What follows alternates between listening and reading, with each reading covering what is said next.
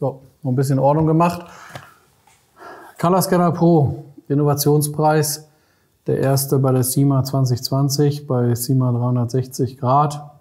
Das war eine Online-Veranstaltung und wo wir aber richtig stolz sind, ist Innovationspreis bei der Automechaniker 2022. Hilft euch nicht weiter, wenn er nicht funktioniert, aber würde ja nicht funktionieren. Würde keinen Innovationspreis kriegen, wenn er nicht funktionieren würde. So, aber wie arbeitet man damit? Also man braucht ein Handy oder auch ein Tablet, damit geht das auch. Android oder Apple. Beides ist möglich. Und dann muss man sich einmal die App runterladen. Wir haben zwei Apps. Wir haben einmal die ColorLock Color Watch. Das ist eine App, wo viele Autofarben oder Autohersteller aufgelistet sind. Und wenn man dann in den Autohersteller reingeht, bei BMW zum Beispiel, und dann die erste Farbe ist Albedo Gelb, da draufklickt, dann kriegt man eine Rezeptur auf 100 Gramm und kann eben diese Farbe mischen. Aber man weiß eben ja auch nicht immer, wie die Farbe heißt. Und da kommt eben die zweite App ins Spiel, die ColorLock Watch, also die ColorLock Color Watch Pro für den Color Scanner Pro. Genau, also App runterladen, nachdem man den Scanner käuflich erworben hat bei uns. GPS bestätigen, Internetverbindung macht Sinn und Bluetooth braucht man auf jeden Fall. Und dann den Scanner einmal einschalten, indem man hier oben auf den schwarzen Knopf drückt. Wie gesagt, es gibt ein Video, was wir eingeblendet haben, wo das nochmal ein bisschen detaillierter erklärt ist, aber nichtsdestotrotz gehen wir hier einmal durch das Menü. So, Connect Your Device. Und dann hat er hier ihn gefunden, genau, verbindet ihn. Und dann fragt er einen einmal am Tag nach einer Kalibrierung. In dieser Tasche, wo der Scanner drin ist, da ist hinten ein Weißabgleich drin. Der wird nicht immer gefunden, deshalb betone ich das einmal so. Und dann geht man hier auf geht man auf Device, auf die Sonne mit dem roten Punkt. Da geht man rein, dann geht man auf Kalibrieren und dann stehen da die 3 Schritte, die man tun soll. Das heißt also dieses Plättchen holen, den Scanner draufstellen und auf Kalibrieren drücken. Dann kalibriert er. Dann gratuliert er einem dazu, drückt man auf Done und dann ist das erledigt. So, dann geht man zurück hier unten auf Match, geht auf sein Leder. Jetzt ist wichtig, dass natürlich kein Licht an der Seite reinkommt. Das ist auf so einem flachen Stück hier kein Problem, aber wenn man jetzt ein Polster hat mit einer Rundung oder wie auch immer, wo man das abnehmen möchte, dann einmal sicherstellen, dass an der Seite kein Licht kommt, gegebenenfalls einfach fester drauf drücken. Dann also sicher sein, dass unten kein Licht reinkommt, dass es stabil steht. Dann hier oben den schwarzen Knopf drücken und die Farbmessung findet statt. So, jetzt kriegen wir 3 Rezepturen. Warum 3? Es kann ja nur eine gute sein. Die beste ist immer die an der ersten Stelle. Also nehmt doch immer die Nummer 1 ist. Jetzt ist diese Rezeptur mit Kirschrot, Rotbraun, Schwarz und Weiß. Nehmen wir mal an, ihr seid leer gelaufen mit Rotbraun. Dann könnt ihr bei der zweiten oder dritten Rezeptur, die weniger gut passt, gucken, ob da vielleicht eine Rezeptur dabei ist ohne, was habe ich hier gesagt, Rotbraun, glaube ich, ohne Rotbraun. Das ist auch der Fall und da sieht man dann schon, da sind viel mehr Farben drin. Das kann schon nicht so ganz gut sein. Das wäre dann Azurblau, Ocker, Rot, Schokobraun, Tannengrün, Violett und Weiß.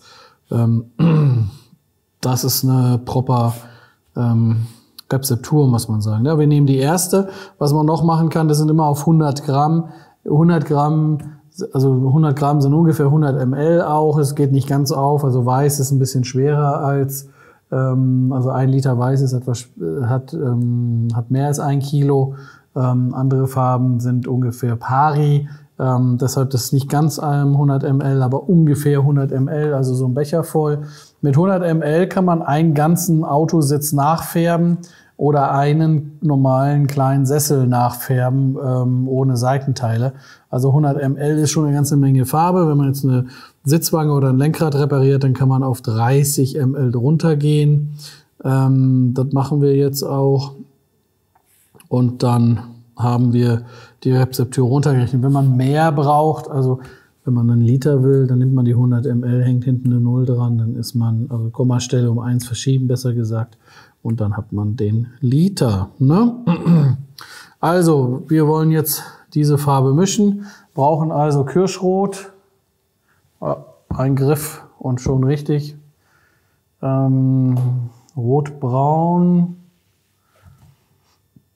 Schokolade brauchen wir nicht, nee. Rotbraun wollen wir haben. Rotbraun, Rotbraun. Hier ist Rotbraun, Schwarz und Weiß. Das ist ja eine Rezeptur fast schon nur mit 2 Farben, wenn man so will, wenn man Schwarz-Weiß nicht berechnet. Wobei Schwarz ist 0,02 Gramm und Weiß ist 1,3 Gramm. Also die Masse ist Rot, Kirschrot und Rotbraun, die da reinkommt.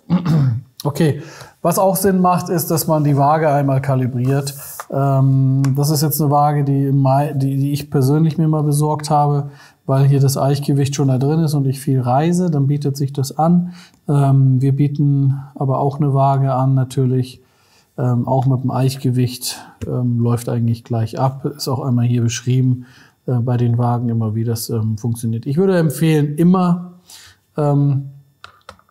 zu Eichen, also eine Kalibrierung durchzuführen, sowohl bei dem Scanner, bei jeder Messung und auch bei der Waage, damit man da einfach schon mal safe ist und diese Fehlerquelle ausmerzt. So, Becher drauf, Tar, das wieder auf 0 ist, und dann fangen wir mit Kirschrot an. Wie gesagt, schütteln, damit das sauber geschüttelt ist, und dann wollen wir 16,84 Gramm haben, und jetzt ist halt die Aufgabe, möglichst genau das zu tun. 16,84. Okay, wir sind jetzt über 13, 14, 15. Und jetzt wollen wir ein bisschen langsamer machen. Da. Ein bisschen drüber, aber das ist im echten Leben auch so. Von daher wollen wir da mal weitermachen. Wieder auf Tar drücken, also man muss hier nicht addieren oder rechnen. Einfach wieder auf Tar drücken, und dann machen wir jetzt 11,84 Rotbraun rein. Ich hoffe, das ist am Mikrofon nicht so laut, aber ich will hier ordentlich schütteln, dass das wieder ordentlich verteilt ist. Wie gesagt, das ist bei dieser Art der Farbe, die man für Leder braucht, ist das eben normal. 11,84.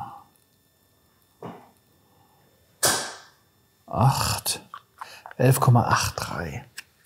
Das freut mich, weil beim ersten Mal war ich 10 Gramm drüber ungefähr. Diesmal bin ich da besser dabei. Wieder auf Tar. Nächste, Schwarz. 0,02. Das ist natürlich, wenn man halt 30 Gramm mischt, dann wird das Leben ja noch schwerer. Ne? 0,02. Das kann ja nicht viel sein. Ne? Da habe ich schon drüber. Naja, gut. Schauen wir mal, ob es zu schmutzig wird. Nochmal auf Tar drücken, und die letzte Farbe ist Weiß. 1,3 Gramm wollen wir hier haben. Wie gesagt, Weiß ist ein ziemlich schweres Pigment. Das ist dann gar nicht so viel. Das Weiß wird wahrscheinlich hier reinkommen, damit man es ein bisschen matter bekommt. Weil Glanzgrad kann eben der Scanner nicht messen. Ich sagte ja, das ist eine super Hilfe, gerade für Leute, die das erste Mal Farbe mischen. Ist das wirklich eine gute Hilfe, weil man dann halt auch einfach die Startfarbe, die 4 Startfarben hat, und man sich dann, ja, manchmal tut man sich eben schwer, da die richtige Farbe, also zu wissen, womit man starten soll. Und mit dem Scanner kriegt man halt schon mal die 4 Farben, hat schon mal auch eine Menge ungefähr pro Farbe, und jetzt kann man sich ja mit diesen 4 Farben dann auch weiter behelfen, beziehungsweise Schwarz-Weiß würden wir ja rausrechnen, also wenn wir dann gleich ein bisschen die Farbe justieren müssen, dann wäre es eben so, dass man da auch noch 2 Farben dazu addieren könnte. So, also auch wieder mit dem Schwamm einmal testen, Punkt dahin machen, trocken füllen, und das ist schon ziemlich mega. etwas zu glänzend. Aber ja, das ist schön, wenn das so klappt.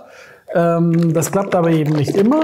Und wenn man dann eben eine Farbe hat, die ein bisschen zu grün ist oder ein bisschen zu rot oder ein bisschen zu lila oder wie auch immer. Ich mache jetzt noch mal ein bisschen Mattierung rein, damit es ein bisschen matter ist, weil das ist zu glänzend. Wenn man aber diese Dinge hat, dann hilft man sich mit der finalen Justierung wieder mit dem Farbkreis. Deshalb ist es wichtig, dass man das einmal versteht und auch ein bisschen übt. Und dann, ich sag mal, wenn man da mal so 10, 15 Farben zum Üben durch hat, also dass man sich einfach mal einen Tag Zeit nimmt, das zu machen. Oder wenn man halt hier zu einer Wochenschulung ist, dann ist sowieso Farbe mischen ein wichtiges Thema, weil keine Reparatur sieht gut aus, wenn die Farbe nicht passt. Und dann kann man zu dem Scanner rübergehen und dann kann man auch jede Farbe, die der Scanner auswirft, die dann vielleicht nicht so gut passt, wie in diesem Fall hier, kann man sich die gut damit justieren. Ja, das ist der Weg mit dem Scanner. Farbrad kommt man nicht dran vorbei. Das ist das Thema Farbe mischen. Jetzt geht's zum Reparieren